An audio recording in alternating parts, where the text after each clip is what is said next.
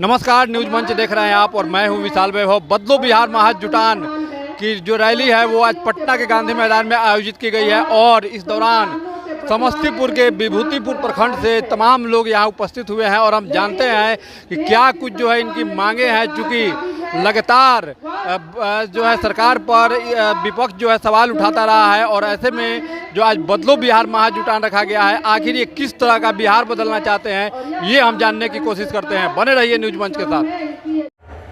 आपने कुछ नहीं किया कर्पूरी जी के रास्ते पर, आप लगातार उनको अपमानित कर रहे हैं, आरक्षण खत्म कर रहे हैं। ये तो तय हुआ 65% आरक्षण में, उस 65% के आरक्षण में बाकी अगर 20 दलित को, 2 आदिवासियों को, 22 और 43% आरक्षण, जिसमें 25% अन्य पिछड़ी जातियों को और 18% अन्य पिछड़ी जातियों को, ये तो आरक्षण का फॉर्मूला तय हुआ है। लड़िए इस बात के लिए, इस बात के लिए लड़िए, अलग अलग लड़ने से कुछ नहीं होने वाला है। एक साथ मिलकर के बिल्कुल लड़िए। ये गवर्नमेंट का घोड़ा लागू नहीं है। यहाँ पे 65% आरक्षण को आप नौवीं सूची में डालो और नाम करें बिहार के अंदर। ये बिहार की बात है। कहते हैं कि बिहार को विशेष राज्य बनाएंगे। नीतीश जी कहते 20 साल तो बीत गए, लगातार तो पहले ही कहते थे कि विशेष राज्य का दर्जा मिलेगा। कितने लोगों से उन्होंने कहा कि नाखून काट के दे दो, नाखून काट के दे दो, बिहार का डीएनए, बिहार का क्या क्या बात हो रही थी। सारे लोगों ने कहा कि नहीं, विशेष राज्य के दर्जे के लिए सब लोगों ने विशेष राज्य नहीं, विशेष पैकेज नहीं, विशेष आपको बिहार के लिए विशेष धोखा, डबल धोखा। अरे भाई, बिहार को 65% आरक्षण नहीं देंगे। बिहार के गरीबों को जो 2-2 लाख आपने कहा है, महागरीब को, महागरीब 6,000 से कम आमदनी, उनको 2 लाख रुपए देने की आपने घोषणा की थी। 1 साल मिल गया, एक परिवार को भी 2 लाख रुपए नहीं मिले बिहार में। तो कौन सा विशेष पैकेज आ रहा है? पूरे बिहार में इस समय हमारा साथी बता रहा है कि एक भी कॉलेज नहीं खुला है इस 25 साल में। स्कूलों को बंद कर रहे हैं, तो सरकारी शिक्षा का विस्तार नहीं है। तो कौन सा विशेष पैकेज हो गया? अस्पताल, अभी हमारे यहाँ सारे लोग आए हैं, आशा आंगनबाड़ी से लेकर के ग्रामीण चिकित्सक, सब लोग जिनके बल पर बिहार में स्वास्थ्य व्यवस्था चल रही है। आपने कुछ भी उनके लिए नहीं किया। तो अगर बिहार के स्वास्थ्य के लिए, चिकित्सा के लिए, बिहार में शिक्षा के लिए नहीं किया जाएगा, पक्का मकान नहीं सबकी गारंटी होगी, तो कौन सा विशेष पैकेज है? हवाई अड्डा बन जाने से, एक गाँव हवाई अड्डा बन जाएंगे, कुछ सड़कें बन जाएंगी, तो बिहार के लिए विशेष पैकेज होगा। ये विशेष पैकेज के नाम पर एक विशेष धोखा है। हमें तो चाहिए कि बिहार में ये सारे सवाल आप लोगों ने उठाए हैं, इन सवालों पर काम हो, यही बिहार के लिए विशेष पैकेज होगा। जाति के आधार पर आरक्षण था, उसको खत्म कर रहे हैं। हजारों तरीके ढूंढ लिए हैं, हजारों तरीके ढूंढ लिए हैं आरक्षण में कैसे कटौती की जाए, कैसे उसको बाईपास करके लैटरल एंट्री करके किसी को घुसा दिया जाए, जाति के बजाय किसी दूसरे आधार पर लोगों को आरक्षण दे दिया जाए। हर तरह के चित्रण हो रहे हैं, लेकिन हमें रोजगार जो है वो तो जाति के आधार पर नहीं है। रोजगार जो मिलता है वो रोजगार सुरक्षित नहीं है। उस रोजगार में हमारे पास कोई सम्मान नहीं, कोई पहचान नहीं, कोई जीने लायक वेतन नहीं। मांग तो इसलिए उठ रही है कि सरकार ने खुद तय किया कि मिलिट्री सत्ता कब्जा करो और बिहार में सत्ता का कब्जा करके, कि बिहार में पूरी तरह से लूट का राज हो, पुलिस का राज हो। वो सामंती रोजगार था, वो सामंती उत्पीड़न का जमाना था, जिसको पीछे छोड़ते हुए बिहार आगे बढ़ा है। फिर से बिहार में सामंतवाद को छोड़ दो, गाँव में सामंतवाद ले आओ, महिलाओं को घर में रोक दो, दलितों का उत्पीड़न करो, हत्या करो, मूसलावटी पर मार दो। ये दलित उत्पीड़न की घटना है। ये जो पूरे बिहार में मौत सिंह, ये जो हो रहा है मोहम्मद फिरोज के साथ, बिल्कुल इसी को बना दो। बिहार में ऐसा होता रहेगा तो बिहार को प्रयोगशाला बनाना चाहते हैं। प्रयोगशाला नफरत के लिए, दमन के लिए, उत्पीड़न के लिए, मुसलमान के लिए। तो बिहार ने तय किया कि बिहार को वो प्रयोगशाला बनना नहीं है। बिहार हमेशा हमेशा किस चीज का प्रयोग चल रहा है? संघर्ष का, आजादी के लिए हमारे यहाँ गीत गाया 1857 में, जो हमारे उस दौरान के 1857 के लोग गाते थे। अजीमुल्लाह उन्होंने लिखा, हम हैं इसके मालिक, हिंदुस्तान हमारा। ये वही गीत है जो, और आज हमारा संविधान जब खतरे में है, देश की आजादी खतरे में है। सिर्फ संविधान खतरे में नहीं है, संविधान की आजादी के आंदोलन से निकला वो आजादी आज खतरे में है, वो राष्ट्रीय स्वाभिमान हमारे खतरे में है। हम साथ बैठे, मोदी जी बगल में बैठे हुए हैं और ट्रंप जो मर्जी बोल जा रहे हैं भारत के बारे में, मोदी जी वहां बैठ करके गिरा रहे हैं। हमारे देश के मजदूरों को, एक जमाने में लोगों को मजदूर चाहिए था तो इसी लिहाज से गिरमिटिया मजदूरों कहते थे, चार में भर करके ठूस करके ले जाते थे अपने जगह में काम करने के लिए। अपराधियों की तरह को भेजा गया वापस, और मोदी जी के पास इतनी भी हिम्मत नहीं है। छोटे छोटे लोगों ने कहा कि हम बर्दाश्त नहीं करेंगे, मेक्सिको ने इनकार कर दिया, कोलंबिया ने इनकार कर दिया, और मोदी जी कहते हैं हम विश्व गुरु हैं, 56 इंच का सीना है और घुटना टेकते हैं। तो मोदी सरकार घुटना टेके हुए अमेरिका जाओगे और बिहार शिक्षा बैठ करके देखेगा? बिहार बिल्कुल नहीं देखेगा। ये कुंवर सिंह का बिहार है, ये बिहार शेख तिवारी का बिहार है, 1857 का 1942 का बिहार है, 47 का बिहार है। तो आज अमेरिका के सामने, उस समय अंग्रेजों के सामने लड़ाई करते थे, आज अमेरिका के आगे घुटने टेक रहे हैं। तो आजादी का झंडा भी सबसे पहले बिहार से बुलंद होगा। तो बिहार की लड़ाई लंबी लड़ाई है, बड़ी लड़ाई है, सबकी लड़ाई है, साझी लड़ाई है। वो संविधान जिसके बारे में आप बोल रहे हैं, कहाँ से आए हैं रैली में? हम विभूतिपुर समस्तीपुर से। आज जो आप लोग रैली का आयोजन में आए हुए हैं, बदलो बिहार महाजुटान, किस तरह का बिहार बदलना चाहते हैं? हम लोग बिहार बदलना इसलिए चाहते हैं कि आज 20 साल से नीतीश बाबू का सरकार है, लेकिन गरीबी, बिहार में जो गरीबी है चरम सीमा पे पहुंच गई है। लोग भूखे मर रहे हैं, किन्हीं को रोजगार नहीं है। इस मुद्दे पर और संविधान, आज बीजेपी की सरकार संविधान को खत्म करना चाहती है। इस सब मुद्दे पर हम लोग यहाँ महाजुटान में आए। क्या लगता है कि जिस तरह से रैली का आयोजन किया गया, इस रैली से बिहार बदलेगा? निश्चित बदलेगा। हम लाखों की संख्या में, आप देख रहे होंगे पूरे गांधी मैदान भरा हुआ है, लाखों की संख्या में निश्चित बदलेगी, निश्चित। लेकिन आखिर बिहार बदलने की जरूरत क्या लग रही है? जरूरत इसलिए कि गरीबी चरम सीमा पे है, बेरोजगारी चरम सीमा पर है, इसीलिए सरकार तो दावा करती है कि हम बेरोजगारी, सरकार का दावा डपोरसंखी है। आखिर सरकार दावा करती है तो जब जनगणना कराई थी सरकार, तो वो अपने मुंह से बोला है कि 95 लाख गरीब परिवार हैं। अगर वो 95 लाख गरीब परिवार हैं तो फिर खुशहाल बिहार कैसे हुआ? इसका जवाब दें सरकार।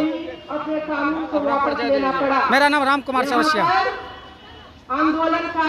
सरकार अपना कुर्सी बचाने में नीतीश कुमार बिहार को बर्बाद कर रहे हैं, बिहार को कुछ दे नहीं रहे हैं, बिहार को खत्म कर रहे हैं। जब तक इनका अलायंस रहेगा बीजेपी से, तब तक ये गड़बड़े रहे। तो क्या लगता है इस तरह की रैली से बिहार बदल जाएगा? आशा तो करते हैं, आशा तो करते हैं, पूर्ण से नहीं कह सकते, लेकिन उम्मीद है कि होना चाहिए। मुख्यमंत्री नीतीश कुमार इतना अच्छा कार्य कर रहे हैं, शराब बंद किए हुए हैं, नियुक्ति पत्र बांट रहे हैं। नहीं, पावर तो उन्हीं के पास है, सरकार के पास पावर है, हम लोग तो जनता है। और फिर क्या कहें, यही कहने।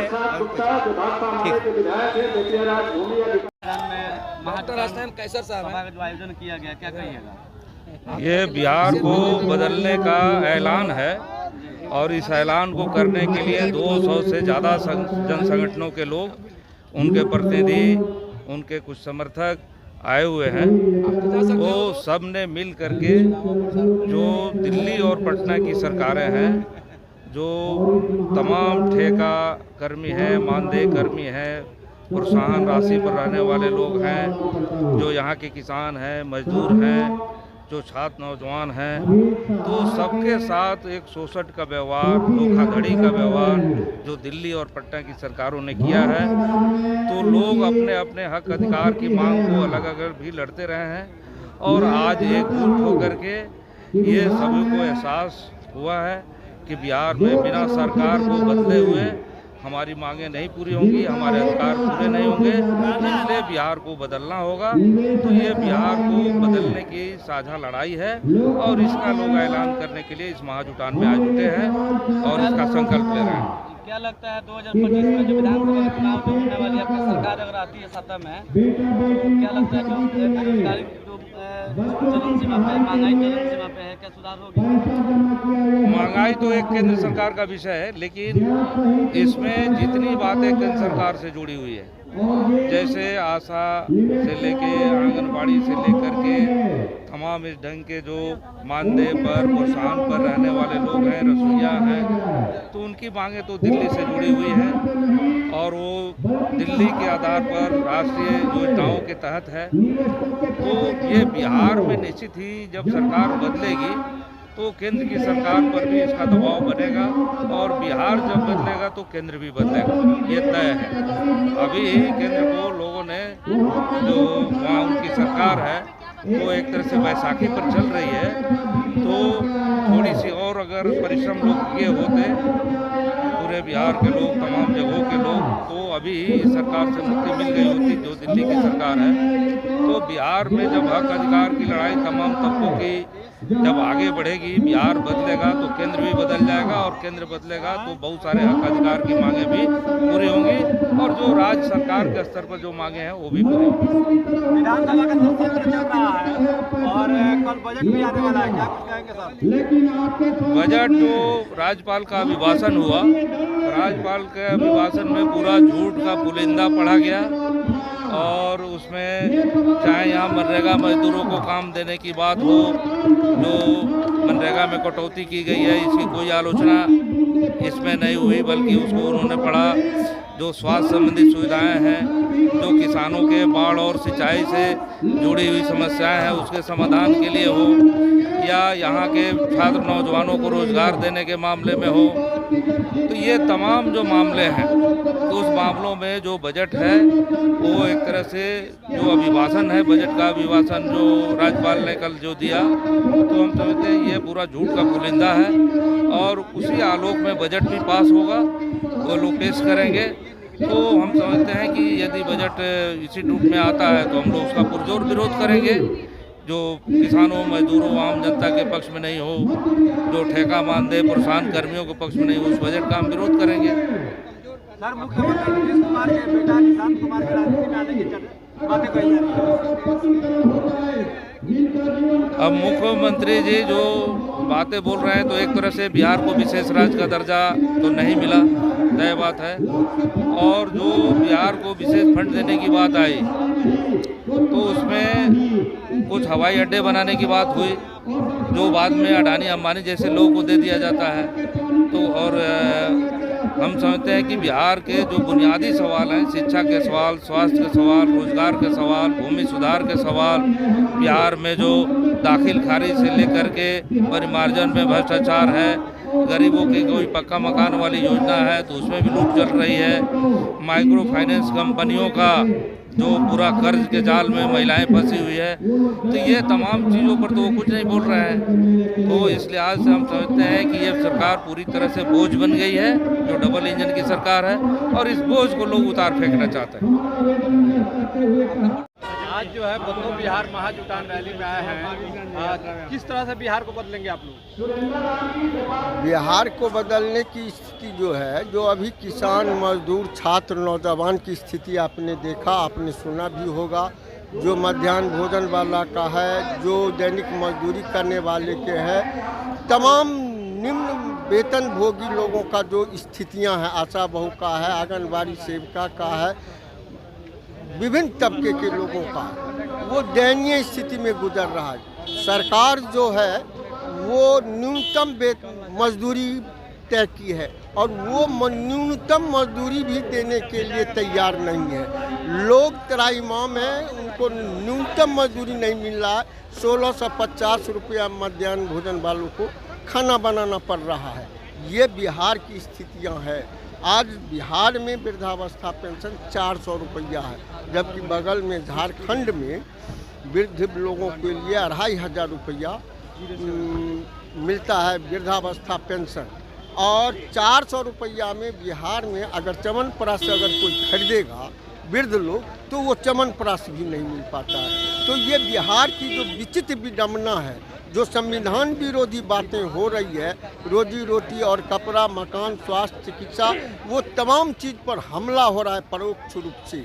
महंगाई बढ़ गया है और इस रूप में हम देख रहे हैं कि जितने भी नीतियां बन रही है और काम हो रहा है, वो सारा काम पूंजीपतियों के हित में हो रही है और गरीब गुरबा, किसान, छात्र, नौजवान तमाम लोगों के खिलाफ में जा रही है। और इसीलिए हम लोगों ने या हमारी पार्टी ने यह ऐलान किया है कि इन तमाम तबकों को, जो पीड़ित लोग हैं, शोषित हैं, जिस तरह से भी हैं, चाहे वो जिस पार्टी के हों, सभी तमाम लोगों को, तमाम तबके के लोगों को एकजुट करके इस लड़ाई को हम लोग लड़ने का काम करेंगे।